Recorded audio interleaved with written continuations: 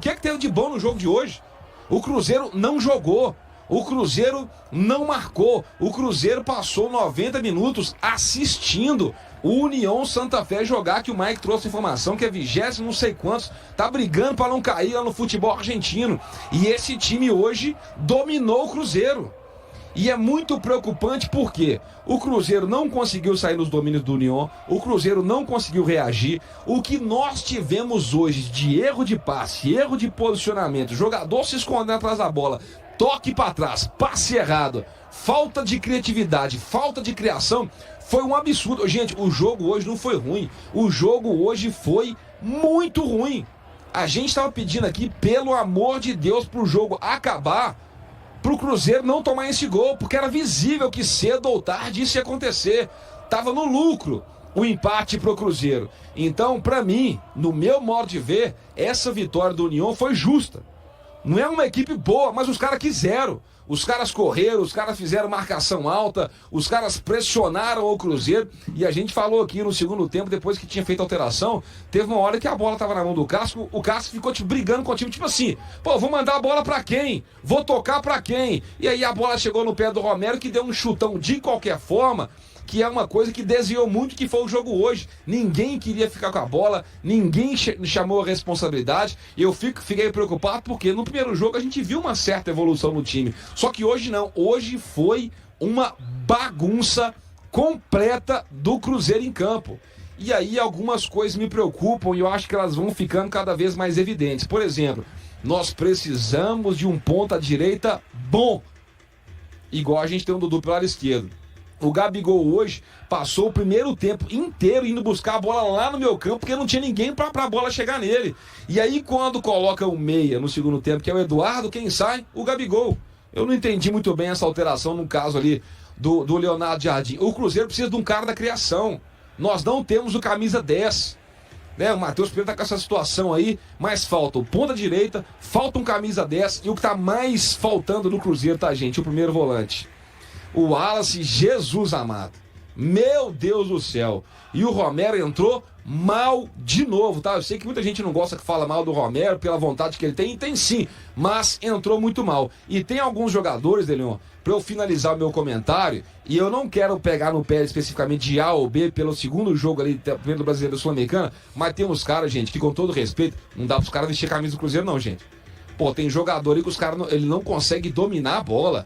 Sabe, o cara tromba na bola o tempo todo. Então, vamos ter paciência, né? Tem mais 5 rodadas aí, mas hoje eu fiquei preocupado com a atuação, fiquei preocupado com a escolha, fiquei preocupado com a postura.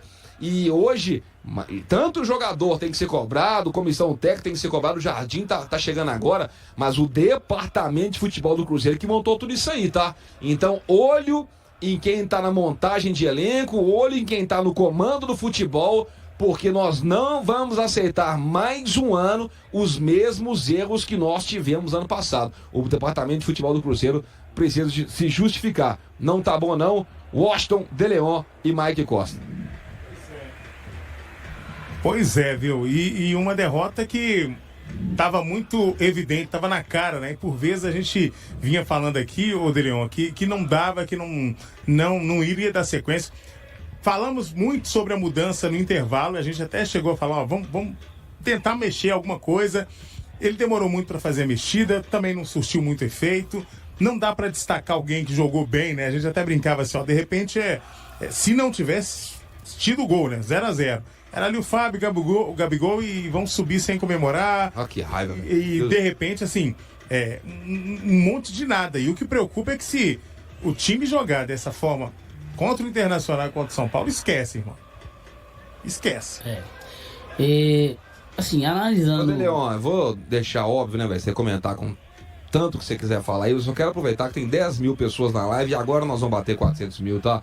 10 mil pessoas assistindo a gente. Nós estamos a 340 inscritos de bater os 400 mil. Então se inscreve aí, tá, galera? Por favor, essa marca pra gente é histórica. Aproveite pra se inscrever aí agora. É isso aí. Aproveitando também os 10 mil aí, me siga lá nas redes sociais lá, galera.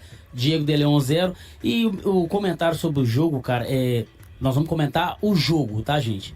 E o contexto atual do Cruzeiro. Eu gosto muito disso. No jogo do final de semana, Cruzeiro mostrou algumas ideias, né? Transição rápida, né? Algumas saídas rápidas pela beirada, pelos laterais, pelos pontas. E assim, a gente foi, enalteceu e falamos de alguns problemas que ainda permanecia. A bola aérea do Cruzeiro, o sistema defensivo, a proteção ali na entrada da área, ainda era uma coisa a melhorar. E hoje a gente vai falar sobre esse jogo. Eu não vou analisar sobre o jogo passado ou sobre o jogo de domingo que vem. Eu vou falar do jogo de hoje. O jogo de hoje, péssimo, horroroso. Não tem nada de positivo para tirar desse jogo. Sabe o que é nada? Não tem nada que eu possa falar assim, pô, cara, teve isso aqui de ruim, mas teve isso aqui de bom. Não teve nada de bom. E isso preocupa, porque oscilou de domingo para hoje, né? De sábado para hoje oscilou. Isso é ruim. E uma coisa que me chama a atenção, cara, e não é de hoje, isso não é só sobre o jogo do Cruzeiro, é a disposição e a vontade que o jogador argentino tem, cara, para jogar. Eu fico assim, é uma coisa que eu fico estarrecido. Não é sobre salário, não é, eu falei aqui no início, não é sobre a qualidade da grama, a qualidade do tecido, não. Gente, o futebol brasileiro hoje é a maior potência do futebol sul-americano. Temos os melhores CTs, temos os maiores patrocínios, temos as maiores médias de público no estádio. E todos os gráficos financeiros que você pegar são superiores do futebol brasileiro com qualquer liga sul-americana. E quando a gente vai jogar contra esses caras, os caras têm uma disposição, uma raça, um desejo, uma vontade. Do primeiro minuto ao último minuto, tanto que o União venceu o Cruzeiro no último lance, os caras não desistiram da vitória. Eles não desistiram do jogo. Eles aceleravam o lateral. E isso me causa uma... Sabe, eu fico com inveja, você acredita? Que eu fico com inveja de argentino? Cara, nosso futebol poderia ter esses caras. Aí eu lembrei do 4-1 durante a semana da Argentina no Brasil. Ah, os caras têm uma dedicação, têm uma... Se você pegar o elenco da seleção brasileira e colocar o elenco da Argentina, nome por nome, o que esses caras representam nos clubes e o tamanho dos clubes, o time do Brasil, seleção brasileira, é maior do que o time da Argentina. Tira o Messi, só tira o Messi. Mas chega em campo, isso não entra em campo, os caras engolem, é uma vontade, é um desejo, os caras dão um carrinho, os caras aceleram o escanteio, aceleram o lateral, eles querem vencer a todo momento. E o jogador brasileiro? Cara, uma apatia, uma preguiça, um desânimo. E você fala, pô, mas esse cara aqui recebe mais? Sim. Esse cara treina numa grama melhor? Sim. Pô, o seu treinamento é melhor? É. O patrocinador paga mais por... O estádio, todo jogo é 40, 50 mil pessoas. Que isso, cara? Parece que é o contrário. Então, eu fico com inveja do futebol argentino nesse aspecto. E não é só sobre o jogo de hoje. É de uma forma geral. E eu falei isso no início. Falei, gente, esse jogo aí fica um jogo difícil, porque esses caras, eles igualam na vontade. Então, o Cruzeiro hoje, ele foi superado pela equipe do União, que é uma equipe modesta, 26ª de um campeonato de 30 na Argentina, merecido, tá? Uma derrota merecida. O Cruzeiro não fez nada defensivamente para impedir a derrota e nada ofensivamente para que fizesse o gol.